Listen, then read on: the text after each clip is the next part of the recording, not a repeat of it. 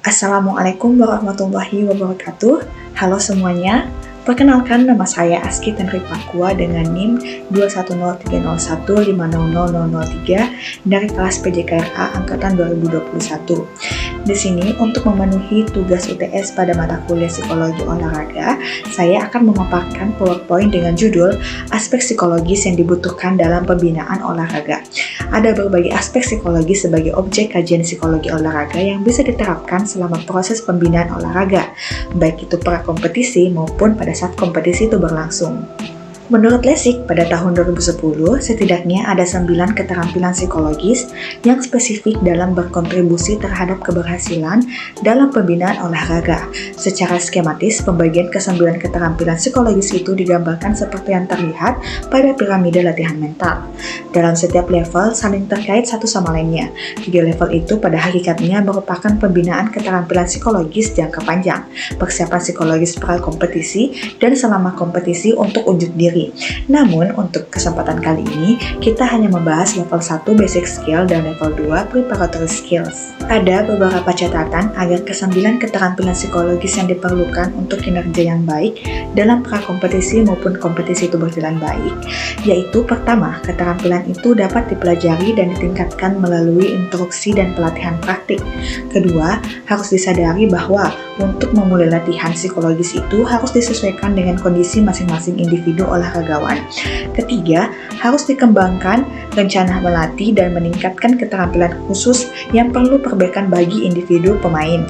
Dan yang keempat, secara berkala meninjau kembali kemampuan olahragawan dalam setiap keterampilan untuk menilai kemajuannya.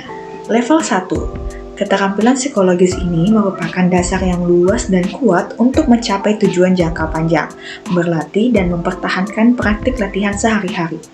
Aspek-aspek psikologis ini diperlukan dan harus ditanamkan dalam keseharian berlatih sebagai pembentukan sikap positif terhadap olahraga dalam jangka waktu yang lama, seiring berjalannya bulan dan tahun. Pilihan sikap terhadap olahraga harus didominasi dengan perasaan positif. Jadikan bahwa olahraga yang ditekuni saat ini merupakan kesempatan untuk bersaing, berkompetisi dengan diri sendiri, dan harus belajar dari keberhasilan dan kegagalan orang lain. Menghormati olahraga yang sedang ditekuni, menghormati teman, anggota tim, pelatih, pembina, dan diri sendiri itu termasuk sikap positif yang harus ditanam sejak awal. Faktor motivasi intrinsik adalah bagian dari olahragawan, seperti kebanggaan atau kepuasan.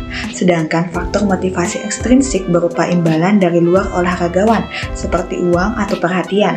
Pelatih dapat meningkatkan motivasi intrinsik dengan memungkinkan olahragawan untuk membuat keputusan penting dan merasa kompeten. Kesalahan terjadi ketika olahragawan terutama termotivasi untuk menyenangkan orang lain daripada diri mereka sendiri, atau ketika hasil sangat penting daripada proses, sehingga olahragawan menjadi terancam oleh perasaan takut gagal atau mendasarkan diri mereka hanya pada seberapa baik mereka bermain. Olahragawan yang berhasil harus memiliki tujuan dan mampu mengelola tujuan jangka panjang dan jangka pendek yang realistis, terukur, dan dibatasi waktu. Cara untuk mencapai ini, atlet harus latihan keterampilan psikologis berupa goal setting atau menetapkan tujuan. Olahragawan akan diberitahu tentang manfaat menetapkan tujuan SMART, yaitu specific, measurable, attainable, relevant, dan time-bound. Menurut Kingston dan Hardy pada tahun 1997, dengan konsep SMART ini, para olahragawan akan dididik tentang penggunaan hasil, proses, dan tujuan prestasi, dan campuran ini akan digunakan untuk meningkatkan prestasi terbaik. Olahragawan yang berhasil harus memiliki kesadaran bahwa dia adalah bagian dari sistem yang lebih besar yang mencakup keluarganya, teman, rekan satu tim, pelatih, dan lain-lain.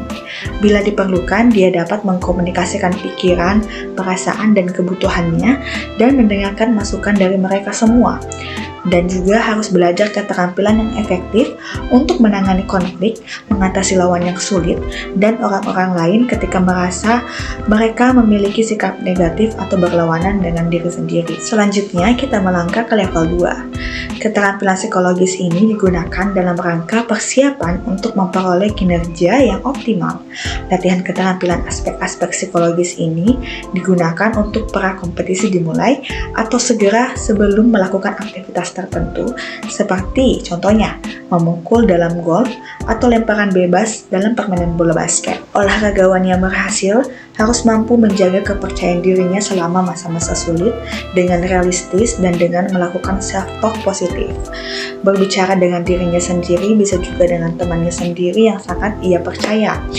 Gunakan self-talk untuk mengatur pikiran, perasaan, dan perilaku selama kompetisi. Menurut Gill pada tahun 2002, self-talk ini akan sangat berdampak terhadap kepercayaan diri.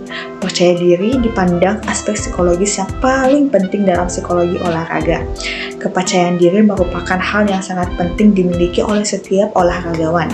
Kepercayaan ini didefinisikan sebagai suatu keyakinan dan sikap seseorang terhadap kemampuan pada dirinya sendiri dengan cara menerima secara apa adanya, baik positif maupun negatif, yang dibentuk dan dipelajari melalui proses belajar dengan tujuan untuk kebahagiaan dirinya. Olahragawan yang memiliki kepercayaan diri secara umum, karakteristiknya stabil, yang pada kenyataannya jelas penting dan dominan dalam olahraga. Olahragawan harus yakin mereka bisa tampil baik ketika dalam lingkungan kompetisi.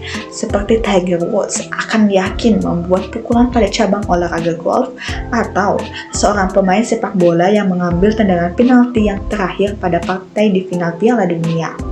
Self-efficacy merupakan bentuk situasi keyakinan diri bahwa seseorang akan dapat melakukan aktivitas dan situasi tertentu dengan baik.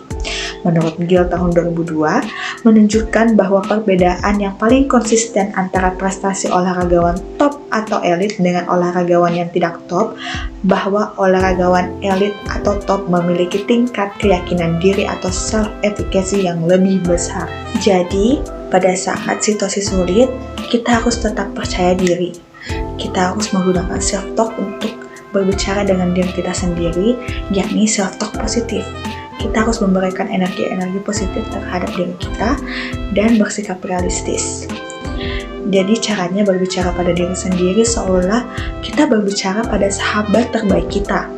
Dengan menggunakan self-talk, kita harus mengatur pikiran, perasaan, dan perilaku selama berkompetisi nanti. Adapun manfaat dari self-talk positif, mengubah kebiasaan buruk, mengendalikan attention-nya, mengubah mood sesuai yang diharapkan, memaintain energi dan persistensi, membangun self-efficacy, dan juga mensugesti diri sendiri. Adapun cara kita mengendalikan self-talk, yang pertama itu adalah thought stoppage atau penghentian pikiran. Kita harus menghentikan segala pikiran yang negatif.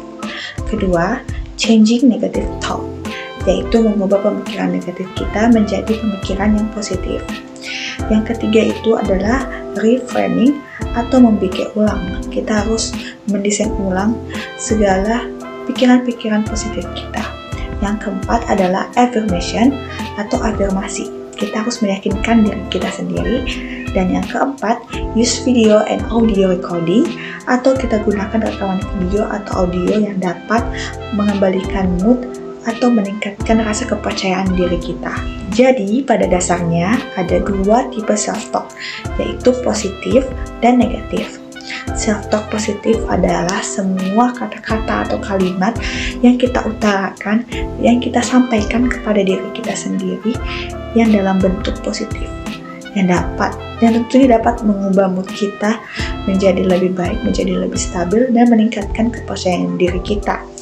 Dan self-talk negatif ya kebalikannya adalah segala kata-kata atau kalimat yang dapat membuat mood kita semakin down, semakin tidak percaya diri lagi. Selanjutnya ada self-talk motivational. Self-talk motivational ini bersifat motivasi. Contohnya, I can do it. Come on, I can point my toe. You can do it. You know this. I'm relaxed and calm. Jadi kalimat-kalimat itu membangun dari dalam. Adapun self-talk instructional bersifat instruksi pada gerakan-gerakan tubuh seperti stretch, arm straight, lift that leg higher, relax the shoulder like a pendulum pointed to. Jadi semuanya mengarah ke gerakan-gerakan tubuh seperti relax the shoulder. Jadi relaksasikan pundakmu. Olahragawan yang berhasil harus menyiapkan diri untuk menghadapi kompetisi dengan membayangkan dirinya bahwa dia akan berkinerja dengan baik saat kompetisi. membuat dan menggunakan latihan keterampilan psikologis imagery yang rinci, spesifik, dan realistis. Semua ini bisa dilakukan melalui latihan imagery selama kompetisi untuk mempersiapkan tindakan dan memulihkan kesalahan dan penampilan yang buruk. Sesi imagery akan menggabungkan intern atau imajinasi dan eksternal berupa pertunjukan video demonstrasi. Semua sesi akan fokus hanya pada penampilan optimal. Peserta akan didorong untuk menggunakan imaginary secara real time dan dalam gerakan lambat. Imagery gerakan lambat akan didorong terutama ketika ada teknik tertentu yang olahragawan melakukan biasanya dengan salah. Ini akan memungkinkan mereka untuk membayangkan, melakukan keterampilan dengan benar, menggunakan semua poin mengajar. Olahragawan akan didorong untuk mengembangkan sesi kompetisi tertentu.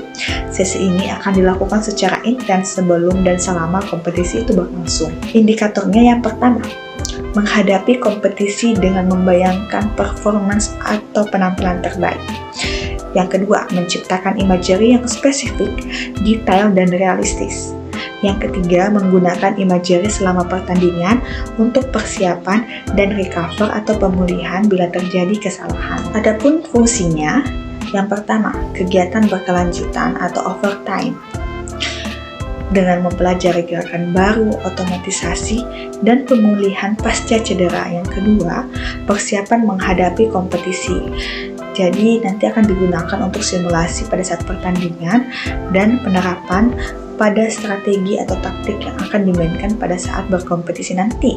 Yang ketiga, multimodal atau bagian dari mental training program dengan melibatkan seluruh peralatan dan cara. Sekian dari saya, apabila terdapat kesalahan mohon dimaafkan, dan ucapan terima kasih kepada Allah Subhanahu wa Ta'ala dan Bapak dosen pengampu Mufli Wahid Hamid di mata kuliah Psikologi Olahraga. Sekian dari saya, wassalamualaikum warahmatullahi wabarakatuh.